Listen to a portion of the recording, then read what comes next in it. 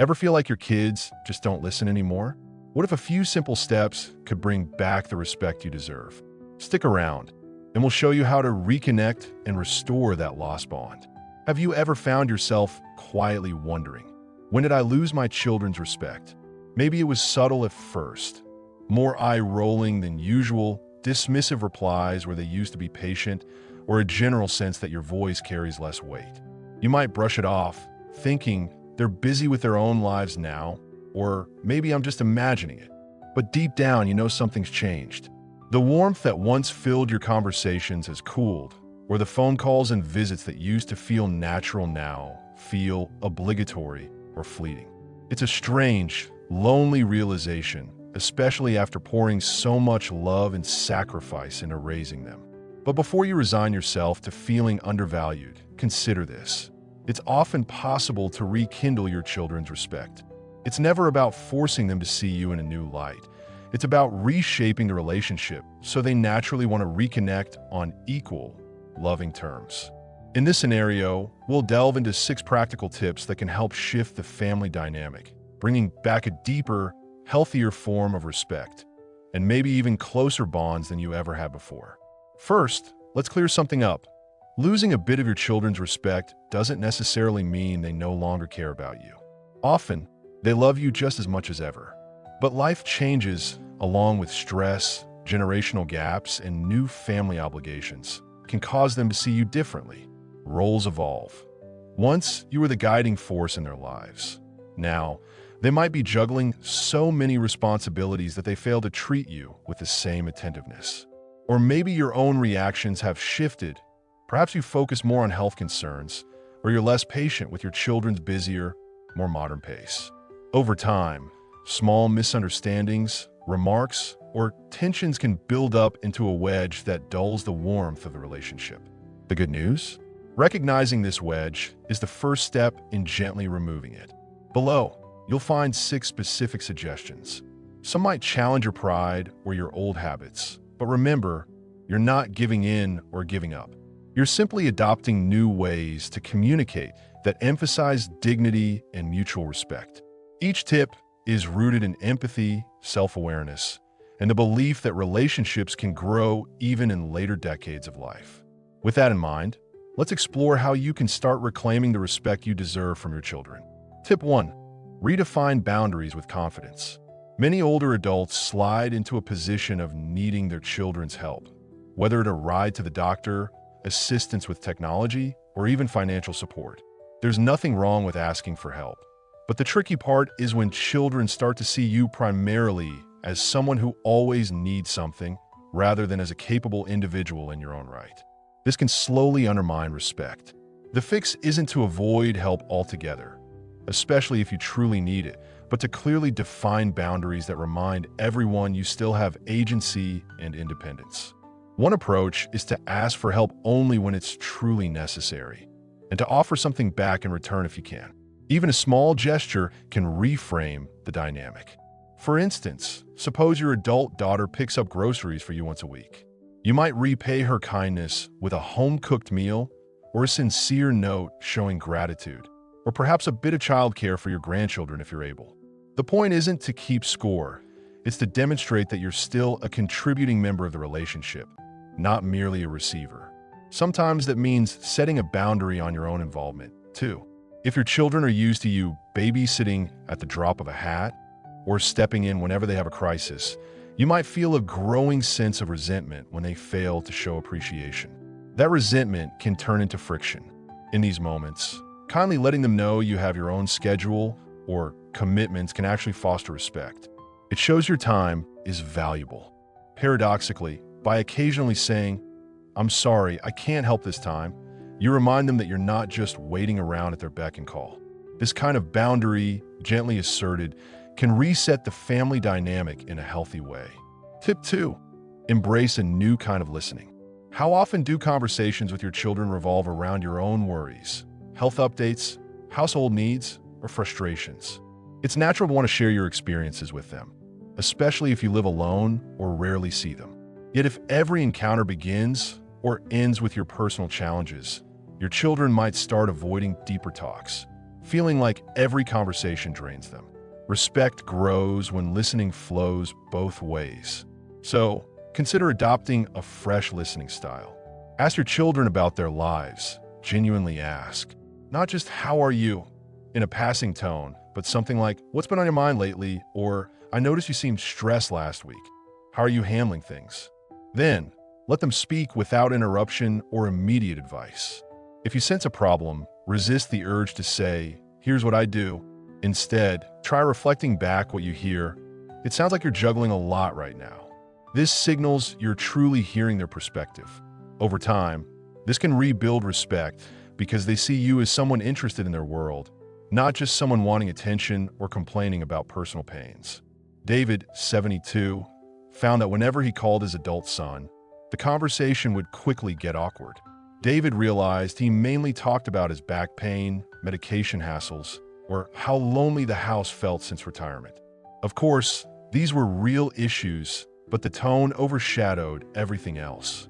After reading about active listening, David tried a new approach. He asked his son about work, about how his grandchildren were doing, and simply let him talk. David held back on lengthy, personal grievances until his son naturally asked about his health. The difference was immediate. His son seemed more relaxed, more open, and, ironically, more respectful in how he responded. David wasn't deceiving his son or pretending everything was perfect. He was simply showing genuine curiosity, and that signaled a healthier, more reciprocal relationship. Tip 3. Stop chasing approval. Stand in your own strength. Sometimes, parents unknowingly undermine their authority by overly seeking their children's approval. Maybe you repeatedly do favors or buy them gifts in hopes they'll appreciate you more. Or you let them talk down to you because you want to avoid conflict. Over time, such actions can actually corrode respect because your children sense they can dominate or disregard your feelings without consequences. A more empowering path is to stand in your own strength, politely but firmly. If your adult daughter criticizes how you handle your finances or your housekeeping, for instance, you might calmly say, "I hear your concern, but I also trust myself to make decisions in my own home." That single statement can shift the dynamic from you feeling defensive to calmly affirming your autonomy. The goal is not to argue or escalate tension, but to show you're secure in who you are, that you value their input, but you won't be pushed around. Nancy, who's 68, used to let her grown kids make her feel guilty for everything from the temperature of her house to the brand of milk she bought. She worried that if she stood her ground, they'd distance themselves. But eventually, their constant criticisms wore her down. One day, after her daughter snapped, "Mom, you need to keep your house cooler. You're wasting energy," Nancy replied. "I appreciate your concern, but I make these choices for my comfort, and that's final." Her daughter was taken aback, but, interestingly, grew more respectful over time. Nancy had to repeat such boundaries a few times, but each repetition helped reestablish that Nancy was an adult with her own preferences, not a child to be scolded. Tip 4. Lead by example. Actions speak louder than pleas. Have you ever asked or demanded, "Why don't you respect me?" That question rarely leads anywhere productive. Respect is earned, not commanded, and often it's earned through consistent, integrity-driven action. If your children see you complaining about family members behind their backs, or they notice you make promises you don't keep, they'll subconsciously register that behavior. Even subtle contradictions, like urging them to live frugally while you spend irresponsibly, can chip away at respect.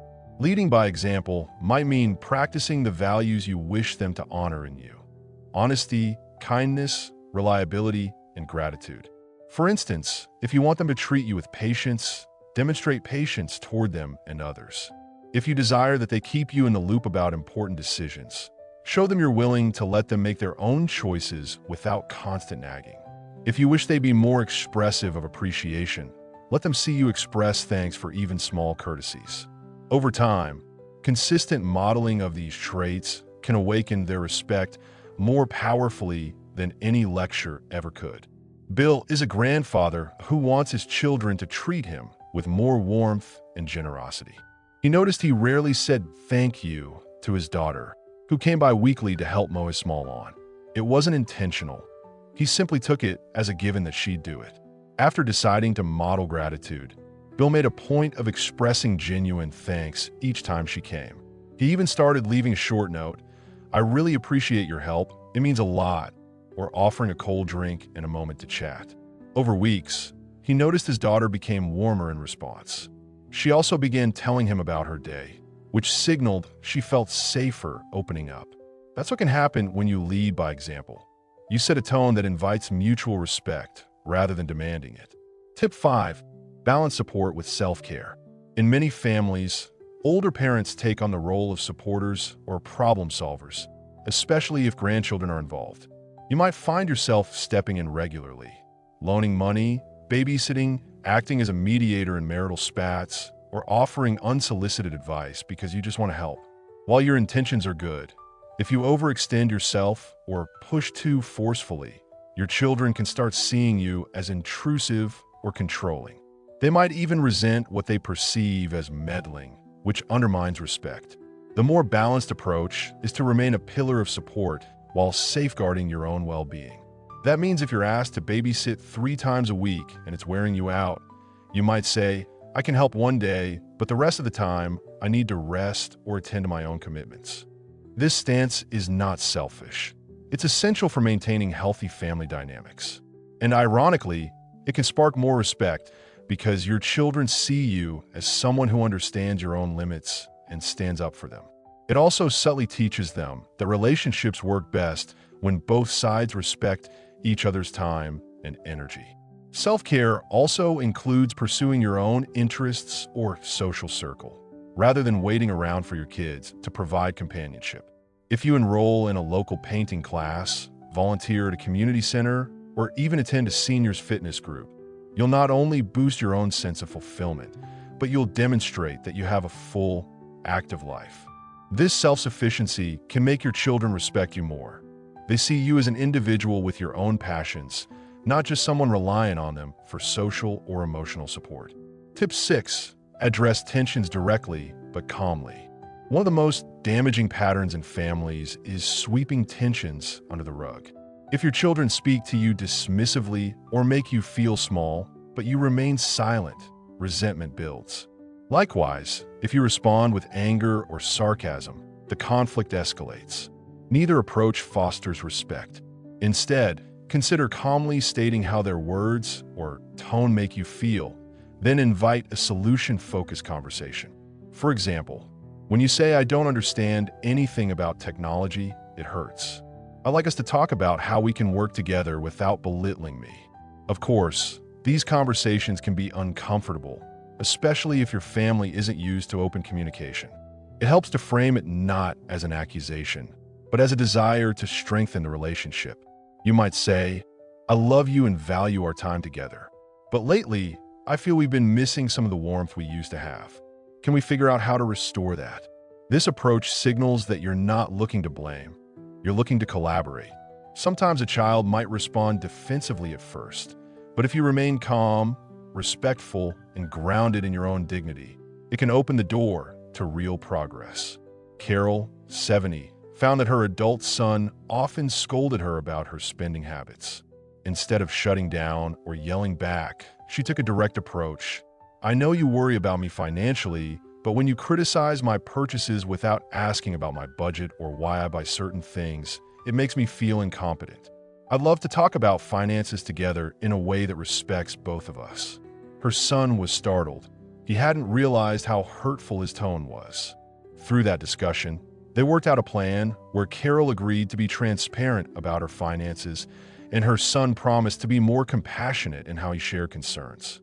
It didn't fix everything overnight, but planted a seed of respect on both sides. Why it's worth the effort? You might wonder, if they're the ones being disrespectful, why should I be the one making all these changes? It's a fair question, but relationships rarely heal through blaming. By taking these steps, setting boundaries, listening more deeply, modeling self-respect, balancing support with self-care, and addressing tensions calmly, you're actively shaping the environment in which your children interact with you. You're inviting them to rise to a higher standard of mutual respect. And when respect is restored, the entire family dynamic improves. Conversations flow more easily, visits feel less stressful, and a sense of warmth can flourish, even if you disagree on certain topics. Think back to the times when your family felt most harmonious. Maybe it was a holiday gathering where everyone pitched in to cook and laughed around the table, or a random Sunday afternoon you spent together without conflict. Those memories might feel far away, but they show you what's possible. The path to getting that warmth back may not be linear or easy, but it is often achievable if both sides, and especially you as a guiding figure, take the first step, staying engaged and hopeful. It helps to remember that many adult children still love their parents deeply. They've just grown accustomed to a certain dynamic that doesn't always highlight respect. Maybe they're swamped with careers or raising their own kids. Maybe they have unresolved emotional baggage. Or maybe they're simply used to short, transactional interactions. Did you take your meds, Mom? Rather than extended, meaningful talks.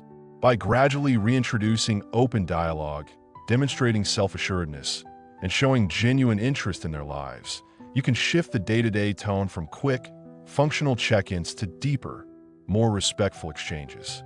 Don't be discouraged if progress is slow. Habits form over years, and it can take time for your children to see and respond to your changes. There may be setbacks, occasional blowouts, or misunderstandings. That's normal. What matters is consistently returning to these principles. You are worthy of respect. You lead by example. You maintain your own boundaries, and you approach tensions calmly instead of ignoring them or fueling them. Over weeks and months, these small steps accumulate into a noticeable difference in how your family relates to you. What if it doesn't work? In some extreme cases, despite your best efforts, children might not change. They could be grappling with deeper issues, addiction, personal struggles, or simply a long history of resentment that might require therapy. In those instances, remember that you can't control someone else's behavior. You can only control your own. Even if your children continue to dismiss you, your commitment to self-respect and dignity can bring inner peace. You might seek support from friends, religious or community groups, or counseling to process the hurt. If their disrespect continues to be severely damaging, setting firmer boundaries or seeking professional mediation could be the next step. Yet, for many families, the scenario isn't so bleak. Often, adult children just need a gentle nudge, a steady example, and repeated reminders that you are more than just the old parent. You are a person with your own needs, dreams, and sense of self-worth. Once they see that, respect can blossom in ways that might surprise you both, bringing it all together. So, if your children's respect seems to have slipped away, don't lose heart. You discovered 6 tips. Redefine boundaries with confidence. Embrace a new kind of listening. Stop chasing approval. Stand in your own strength. Led by example. Actions speak louder than pleas. Balance support with self-care. Address tensions directly but calmly. Each one can transform interactions in subtle yet powerful ways. Combined, they show your children that you respect yourself, you respect them, and you believe in forging a healthy, two-way relationship. Admittedly, it takes patience. You might slip back into old habits on a tough day. Your children might test your boundaries or react with skepticism at first. But if you stay the course, you'll gradually build a new dynamic, one anchored in genuine regard, not just leftover roles from your child-rearing years. Real respect is a gift that can never be forced. It flourishes when people connect from a place of mutual appreciation, open-hearted listening, and a willingness to adapt. By making the first move to break old cycles, you guide your children toward that better path. And in time, you may find their eyes light up again with the affection and esteem you remember from when they were younger. Only now, it's tempered with adult understanding, a recognition of your experiences, and a respect that runs deeper than ever. After all, you've spent decades of your life caring for them, guiding them, loving them. The bond you share is unique. It deserves nourishment in this later chapter, not just autopilot interactions. By showing up with renewed clarity and intention, you invest in a closeness that can make every visit, phone call, or family gathering that much richer. It's never too late to rekindle that spark. Finally, I want to thank you for exploring these ideas with me. If they resonated, or if you want to learn more about navigating relationships, aging gracefully, and finding new joy in later life, please subscribe to our channel and hit the like button. We're building a community that believes wisdom doesn't fade with age, it deepens. Let's keep sharing these insights, uplifting each other, and shaping family ties